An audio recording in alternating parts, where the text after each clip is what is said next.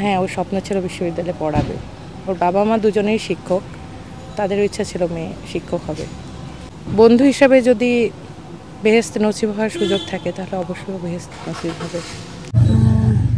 মৌমিতা আমার হলের ফ্রেন্ড, আমরা একই হলে থাকতাম। ইনফ্যাক্ট আমরা পাশাপাশি বাসায় থাকি। ও আমার ব্যাচমেট, বান্ধবী। ওকে আসলে কেউ কখনো উচ্চস্বরে কথা বলতে দেখে নাই। আর আরেকটা ব্যাপার, ওর পরিবারের জন্য একটা বড় লস এই ক্ষেত্রে। ও বাবা মার একমাত্র সন্তান, ওর আর কোনো ভাই বোন নাই। ওর মতো একটা ফ্রেন্ড হারানো, ওর মতো একজন সহকর্মী হারানো জাহাঙ্গীরনগরের জন্য একটা বিরাট ক্ষতি, আর আমাদের জন্য তো অবশ্যই। বন্ধু হিসেবে কেমন ছিল? ও আমি হলে পাশাপাশি রুমে থাকতাম। আমাদের হল লাইফটা পুরোপুরি একসাথে কেটেছে, 5টা বছর আমরা একসাথে থেকেছি। কখনো কোনো ঝগড়া লাগা বা কোনো খারাপ কথা বলা কখনো কিছু করেনি।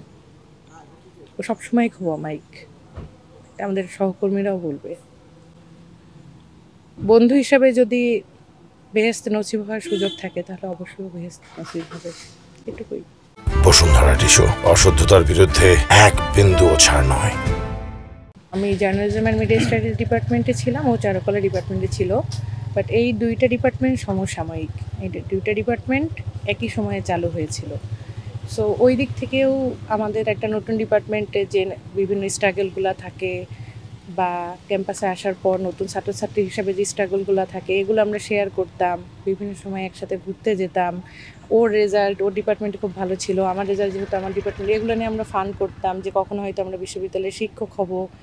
মানে পুরো স্বপ্নের মতো একটা ক্যাম্পাস লাইফ কাটিয়ে ও স্বপ্নটাও পূরণ করতে পেরেছে, কিন্তু স্বপ্নটা দীর্ঘস্থায়ী হয় নাই। আমার কি স্বপ্নই ছিল যে ক্যাম্পাসে শিক্ষক? হ্যাঁ, ওর স্বপ্ন ছিল বিশ্ববিদ্যালয়ে পড়াবে। ওর বাবা মা দুজনেই শিক্ষক, তাদেরও ইচ্ছা ছিল মেয়ে শিক্ষক হবে। পূর্বগত কোনো অসুস্থতার কথা আমি জানি না। আর মানসিক স্ট্রেস তো আসলে এক একজনের এক ধরনের হয়, সব ধরনের মানসিক স্ট্রেস তো আমরা শেয়ারও করতে পারি না। আমার সাথে শেয়ার করার মতো কোনো মানসিক স্ট্রেসের কথা আমি এখন পর্যন্ত শুনি নাই। সব মিলিয়ে ওনার ব্যক্তিগত লাইফ আপনি তো অনেক কাছ থেকে দেখছেন, যেহেতু বলুন ব্যক্তিগত লাইফ কেমন ছিল? ব্যক্তিগত লাইফে ওকে সবসময় আমরা হাসি খুশিই দেখেছি।